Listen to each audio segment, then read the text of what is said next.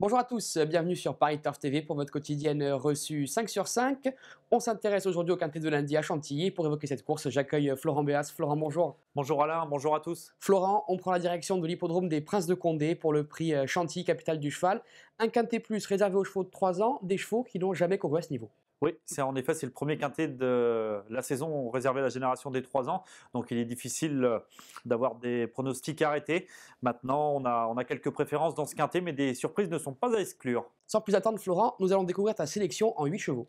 Oui, donc tout d'abord en tête, le numéro 6, Casina, suivi du 14, Zéphyr, le numéro 15, Anadin, le 7, Matken, le numéro 8, Houdville, le 11, Olidja, le numéro 1, Starson et enfin le 4, Cherbourg. En tête, tu as placé le numéro 6, Casina. Elle fait sa rentrée, elle débute dans l'handicap elle aussi, et elle débute aussi sur le sable. Oui, il y a quelques inconnus, mais elle avait montré des moyens quand même, de sérieux moyens à l'âge de 2 ans. Elle avait été jugée digne d'effectuer ses premiers pas dans le convoité Prix des Mérettes, où elle prenait une honnête 5e place. Dans la foulée, elle avait ouvert son palmarès dans le sud-ouest en devançant une pensionnaire de Jean-Claude Rouget, Mancora, qui n'est pas la première venue. Une pouliche très honnête.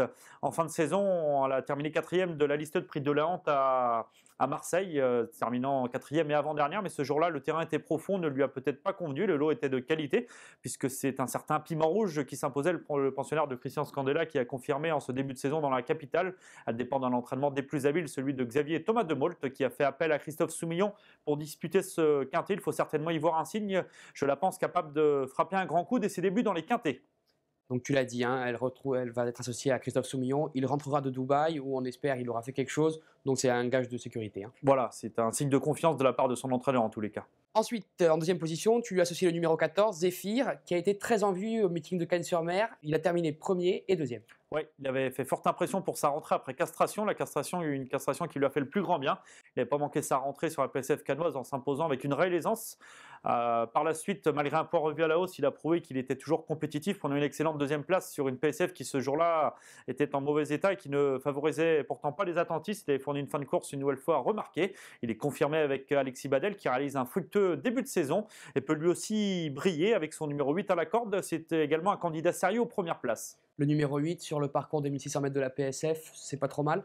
Oui, on peut même dire que c'est un bon numéro de corde. Les numéros en dehors sont peut-être un peu désavantagés sur cette courte distance. Lui devrait pouvoir occuper la place qu'il souhaite. Il va certainement attendre, mais attention à lui, dans la phase finale, il va certainement doubler plus d'un. En troisième position, tu places le numéro 15, Anadin. C'est un modèle de régularité qui n'a jamais déçu. En effet, ouais, depuis ses débuts, sans parvenir à s'imposer, elle a toujours terminé à l'une des 5 premières places. Elle est confirmée sur le sable, que ce soit aussi bien à Deauville, à Cagnes-sur-Mer, et même sur cette PSF de Chantilly, où elle avait terminé 3e l'automne dernier. Si son numéro 14 à la corde ne lui porte pas préjudice, elle devrait logiquement jouer un beau rôle, prise en 34,5 de valeur.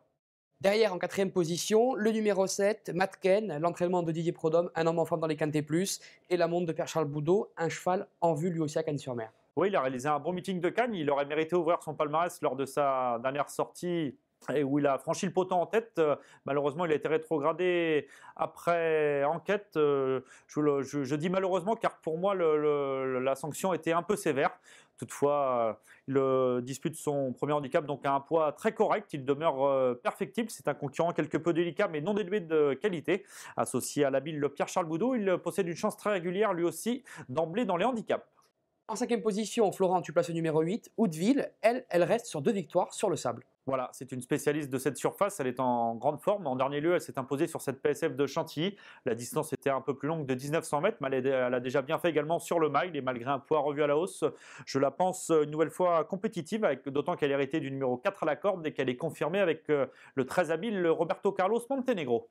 Florent, tu nous le disais en début d'émission, un quintet très ouvert et tu as 2 regrets, je crois. Oui, deux, j'aurais même pu en citer plus, mais mes 2 principaux regrets sont notamment Rayonne, qui reste sur un succès sur la PSF de Deauville assez autoritaire, mais elle a été pénalisée suite à cette victoire et sa marge semble plus réduite. Mais attention à elle pour une petite place. Et je penserai également au numéro 12, Porteño, un pensionnaire de la famille Lerner, qui est confirmé sur cette surface et qui ne doit pas être négligé. Justement, tu évoques Porteño. Fabrice Archambault est allé à la rencontre de son jockey, Antoine Hamelin. L'interview a été réalisée jeudi et Antoine Hamelin ne connaissait pas le numéro à la corde. Il est arrêté du 16. On l'écoute quand même. Le cheval est plutôt pris à une valeur correcte, je pense.